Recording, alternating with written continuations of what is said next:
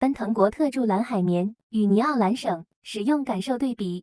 各位球友，大家好。最近后台有人问我，就是这个奔腾国特注，还有这个尼奥蓝省，到底有什么区别？因为我最近打国特注打的比较多啊，很多球友都比较好奇，这两个同作为蓝海绵 2.1 的厚度，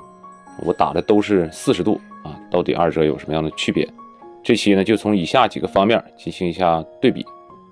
从胶面的外观来看呢，两个都是粘性套胶。那么奔腾要比狂飙呢还要更偏色性一点。那么从手感摸着的感觉，现在两个呢其实都不太粘手啊，就不像原来我们传统意义上理解的那种很粘粘球的那种感觉。这个奔腾国特注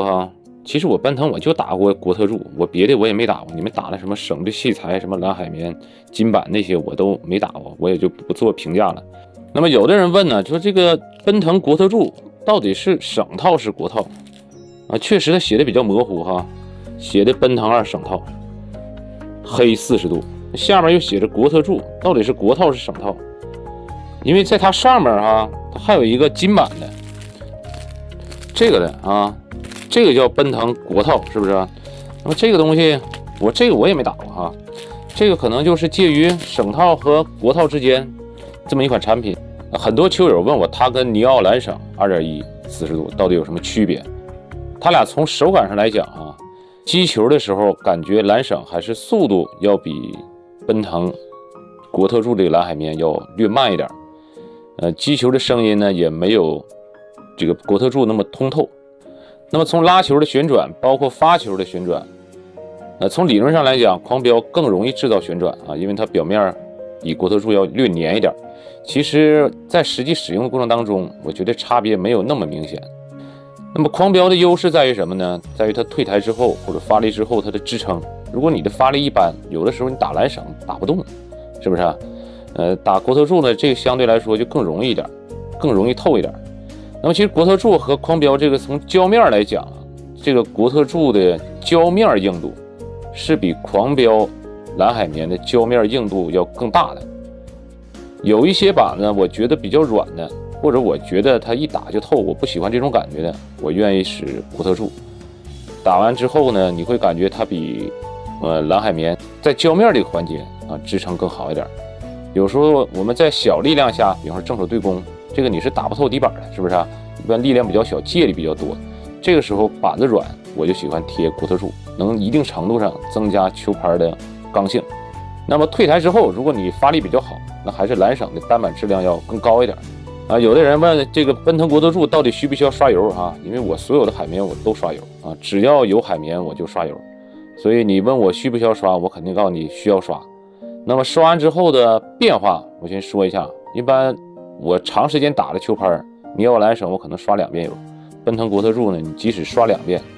它这个汞的形状它也没有那么膨胀，不像蓝省它这个吸收油的能力是非常强的。奔腾国特注你可以简单的理解为它不怎么吃油你刷1遍刷2遍，它其实这个胶面汞的程度区别不是很大。这个新的国特注是不带打底的你刷完1遍油基本上能保证胶面不内卷，基本就是平的，你就可以粘上了。那我们反复使用，有的时候我也不刷油了比如说1个月之后，我拍子我这个胶皮我移到另一块板上，我也不再刷油了。它也能够有一定内能，不像狂飙那种狂飙你比如说1个多月你不刷油再打，你会发现性能比刚开始贴上的时候有明显差距。这个奔腾的区别就没有那么明显。你可以简单的理解成奔腾国特注它不太依赖膨胀油，而且刷1遍油它持续的时间也要比蓝省长得多。也可以换个角度来说，就是说二者在都不刷油的前提下，国特注要比蓝省要好打得多。再一个说一说它的使用寿命这个胶面的寿命我觉得差不太多就是说你打多长时间能起鳞，因为我打的拍比较多，有的时候你去衡量一支球拍到底能打多久，胶面就起鳞了，我也不好衡量。那么关于胶面的保持，肯定是国特注有明显的优势，而且优势不是一星半点。这个狂飙的海绵，尤其是蓝海绵，这个胶面的易氧化程度，包括蓝国都是一样的。你放那儿稍微不注意点，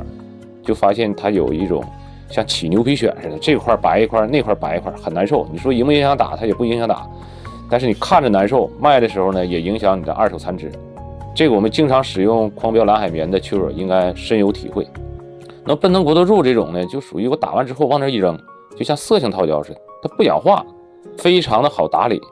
实际蓝海绵狂飙啊，你说专业队的那帮人他也不收拾啊，他打的时间短，你像国家队可能就1周就扔了，没能氧化就扔了，而且这打的频率很高。你像咱们球友有时候1个礼拜打个1次2次，或者拍再很多，那你往这一放，就大大增加它氧化的风险。